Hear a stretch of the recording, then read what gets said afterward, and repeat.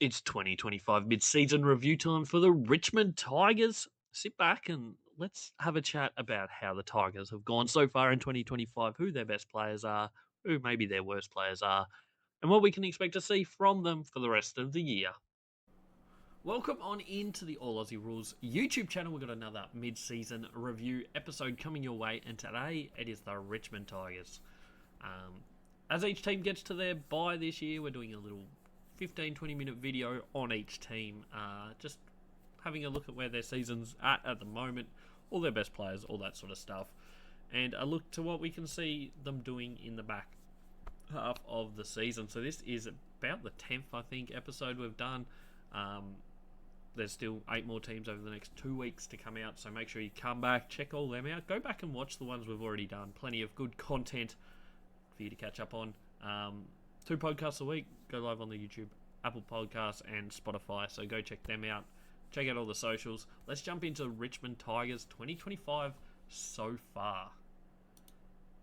First off, this is their season so far. Started opening round was obviously a bye for them, so they started in round 1 against Carlton at the MCG, and one of the biggest upsets of the season so far.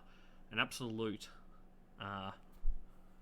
incredible win. They were down by about 40 points. They took their opportunities in the second half, turned the game right around, and ended up winning by 13 points in what was, a very unexpected win. They weren't expected to win many, if any, games this season, and they went and got one straight out of the block. So, really good start to their year. Port Adelaide week 2, I mean, that was in Adelaide. It was never going to be an easy game. They lost it by 72 points. Round 3, Marvel Stadium, they got absolutely smacked by St Kilda by 82 points. Brisbane at the MCG, they weren't too bad in that one, only losing 28 points to the reigning premiers. Was a pretty good result. Barossa Park for Gather Round, not a great return that one. Wasn't terrible, but 61-point losers to Fremantle, kind of. At this point of the season, they were about playing similar levels to what we expected. But then round 6 against Gold Coast at Marvel Stadium was an incredible victory for them. Already 2 wins in 6 games is, well above what people probably expected. Certainly, if you look at those 6 games, they're probably not the 2 that people would expect to win. I don't know which 2 you would, but probably none of them. But yeah, really, really good. That was Gold Coast's first loss of the year. Really good performance. Melbourne, round 7, they lost by 20 points. Another pretty good result. Were right in that game. Hawthorn at the MCG, they lost by 65, which, I mean, you kind of expected to happen. Round 9, West Coast at the MCG. They won by 2 points. It was a tight game, but they got over the line. Then they have like a really good stretch in here. A good month of football from them. North Melbourne, they lost by 4 points. They quite easily could have won that game. Essendon only lost by 23 points. GWS, they lost by 3 points after being 28 points up at 3/4 time.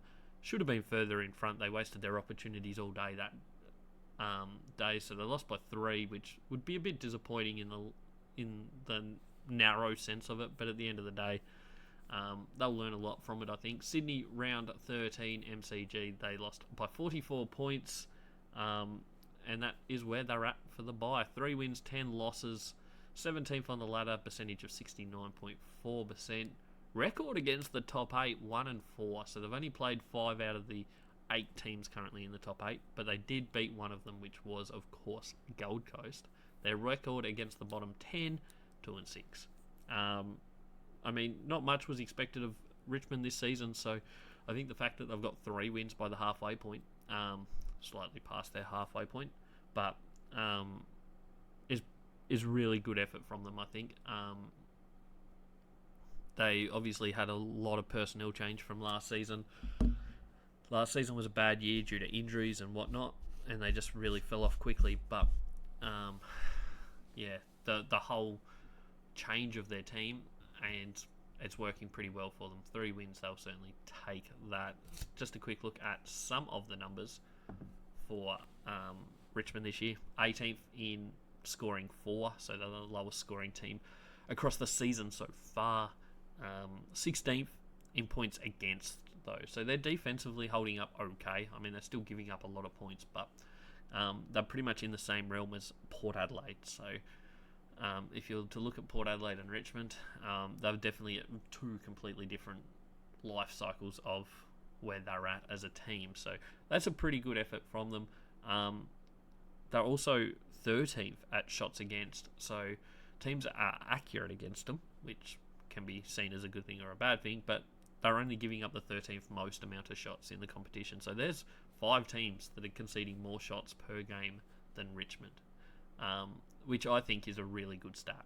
You look at it across the board, there's a lot of numbers that suggest that they are building quite nicely.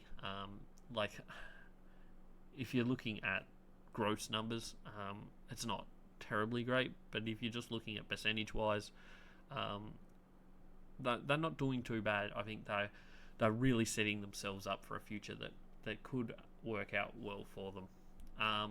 Jumping into the players, we start in the back line, as we do for each team.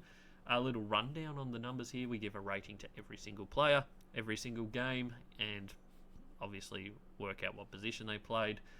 That gives us a rating. If you play less than 50% of a game, that does not count towards your rating. Then we can rank them, every player in the AFL, by position and overall rank, and that puts them into a class. So the top 10% of each position is elite, 10 to 25 is top class, 25 to 40% is above average, 40 to 60 is average, and everyone below 60% is below average.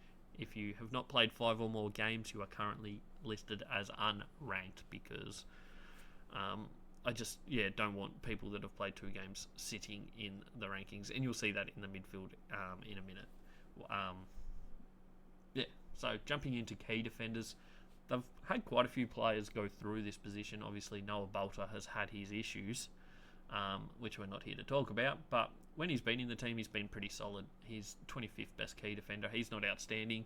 They're obviously under the pump quite a bit down there, Richmond, so it's hard to get an accurate gauge on exactly where they are compared to some teams in a way, but Noah Bolter, ranked 25th. He's in the average category. Other than that, no one's standing out as great. I mean, Ben Miller has played 13 games, has probably overall been their best, but he's not been terribly great. Campbell Gray is currently unranked. He's only played the 3 games. Jacob Blight has played 5 matches. His rating's not terribly great. And Luke Traynor has been solid enough. The numbers don't suggest it, but I think he's perhaps been slightly better than that across the year. General defender-wise, probably a little bit more consistency here for them. Nick Vlosten has obviously played all 13 games. He's been above average as a rating in that time. He's 26th best general defender in the competition. Probably slightly higher this time last year, potentially. But they're still really good numbers. I don't think there's any doubt about that. Jaden Short played 8 games. He's 42nd best general defender. He's been okay. Tom Brown showing some good signs for the future. 13 games. He's 48th best. Sam Banks, 12 matches. He's 49th. So they've got a lot in this 40 to 60 range. Nathan Broad has played all 13 games. He's in the 60th as a general defender. More of a defensive-orientated defender than some others. James Tracy is 9 matches. Haven't seen a great deal from him. He's not that far below players like Nathan Broad at the moment in terms of rating, so it's not terrible. And Caleb Smith's played the 7 games. He's one of the lowest ranked players in the AFL at the moment.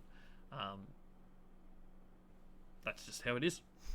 So that's the defence. Nothing too great in that read for Richmond. They've got a lot of young players, so you kind of expect them to not be massively great, but this is kind of how it runs out, I guess. Key forward-wise, Tom Lynch is the only one that has probably played a lot of games this season. Obviously the most experienced player in their forward line. He's played 11 games, rated as average, 34th best. He hasn't been spectacular. It's not an easy role to be a key forward in a team that's not performing very well, so I think he's been okay. He's had some good moments. He's had some bad moments. He's certainly been a lot better than he was last year. I mean, he only played 2 or 3 games last year off the top of my head, so it's not hard to be better than what he was last year, but I think we could see a little bit of an improvement from him. I still think he's got a few good days left in him. Liam Fawcett's played just the 1 game, so it's hard to be a gauge on him too much. Thomas Sims has played 5, hasn't been outstanding, but once again, we'll see how he goes. Same with Harry Armstrong, very young, 4 games. We'll see a lot more from him over the next few years, I would imagine. Jacob Bauer, 5 matches, hasn't done a hell of a lot with it, and Jonty Fall as well, 9 games, one of the lower ranked players. General forwards, jumping into them, we've got 5 there. Seth Campbell, he's played 13 games, rates as top class, so he's the first Richmond Tiger to be top class or better from the back line or the forward line, which is pretty crazy. 21st best general forwards in the competition this year. He's been really good, there's no doubting that. Sam Lawler, he's been fantastic as well in his debut season, obviously the number 1 draft pick. He's had some really good days. Round 1 was huge. He's had some other really important roles. Not a massive ball winner, but he doesn't need to be, because he has a real positive effect on the game when he has his disposals. Ryan Mansell, 10 games, 61st best general forward in the below average category. Maurice Rowley's played just the 5. Haven't seen a lot of quality stuff from him this season, so we'll see if he can get anywhere near his best. Steely Green, 13 matches. I don't know about Steely Green. I don't think he's having much effect. We'll see if he can turn that around. But yeah, he certainly hasn't had a fantastic season numbers-wise, and I don't think he's had a massive impact on Richmond's season so far. Moving into the midfielders, this is the interesting one, because Dion Prestia played 2 games. With that rating, he is unranked because he's only played 2 games, but he is actually the highest rated player so far this year. He's only played 2 games, so it doesn't really classify in my system, but he has had 2 really good games the last 2 weeks, so hopefully he can continue that in the back half of the season. I think Richmond will really benefit from him being back in the team. Tim Taranto, across the year, has probably been their most consistent player, and probably their best player, I think, across the whole season this year. He's 31st best inside mid in the competition, above average rating. Jacob Hopper's been pretty solid this year, nothing outstanding, but really solid. Kane McCoofley,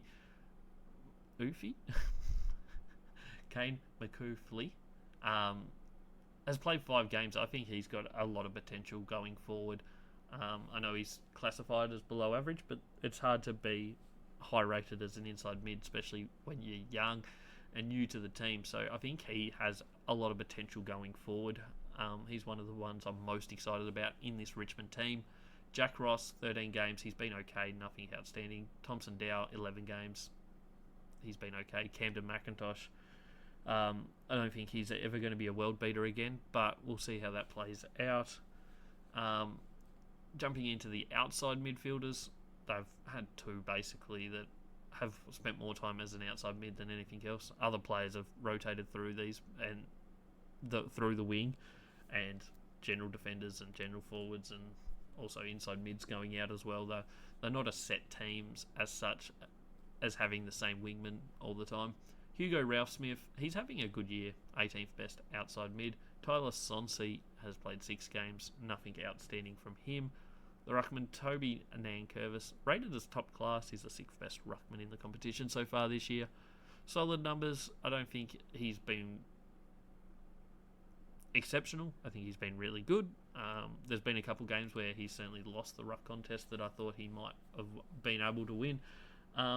But overall, his numbers are pretty solid. He's having another good year. Pretty similar to what he did last year, I think, overall. Samson Ryan has played just 2 games.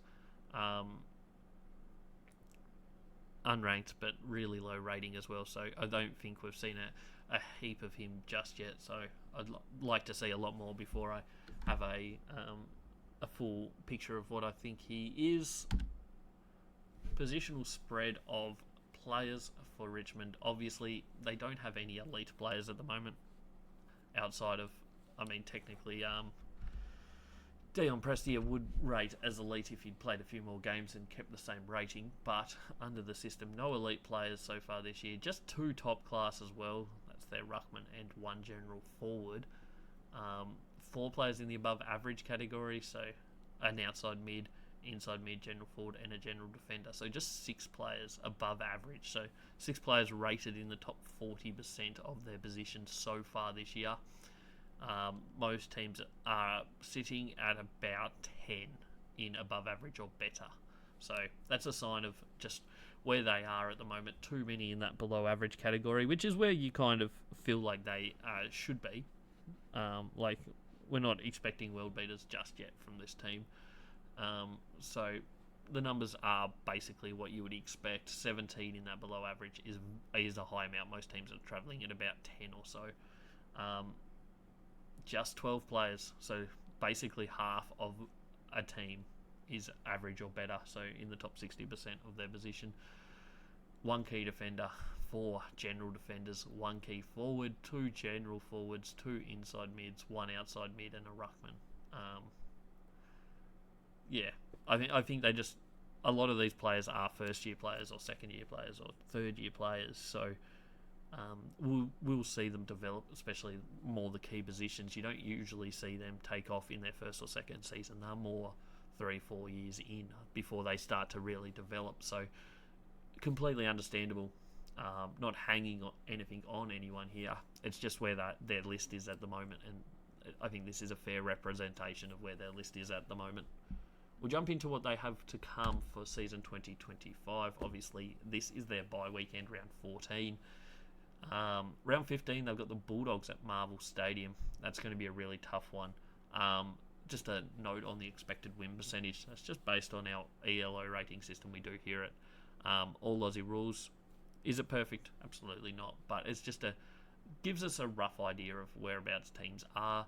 Adelaide at the MCG, another tough game. Adelaide are playing some really good football at the moment, so they'll be tough. Geelong down at the Cattery is probably up there with their toughest challenges for the rest of the season. Essendon at the MCG, potentially, who knows where both these teams will be at the moment. Essendon at the moment certainly are better than Richmond, but Essendon are losing a lot of players, so you never know. Richmond might see that one as an opportunity. West Coast at Optus Stadium, I think West Coast anywhere is always a slight chance to win that one for the Tigers. Collingwood at the MCG will be tough. Gold Coast up on Gold Coast will be very tough, based on how Gold Coast are going this year. St Kilda at the MCG. I think MCG maybe brings them into the game a little bit. I don't think they'll be good enough to win that one, but being at the MCG certainly makes it a little bit easier. North Melbourne down in Hobart at Ninja Stadium is probably their last chance for a win, because then they finish again with Geelong at the MCG. I can't see them winning that one. Expected wins has them at 4.9 wins, which is roughly 5. So that's suggesting that potentially they have 2 more wins in them this season. The most likely ones for that are West Coast at Optus Stadium, North Melbourne at Ninja Stadium, and then after that it's really tough. Essendon at the MCG maybe. So I think they'll struggle to get to 5 wins personally. Maybe 1 more win left in them this season if they can get either that West Coast or North Melbourne one. Who knows? So that would have them as an expected ladder position of 17th, so below Kangaroos, above West Coast. Obviously, they're not in finals contention this year. They never were going to be, so we won't have to talk about that too much. But yeah, that's basically where they're at. Richmond, it's always going to be a long season this year for them.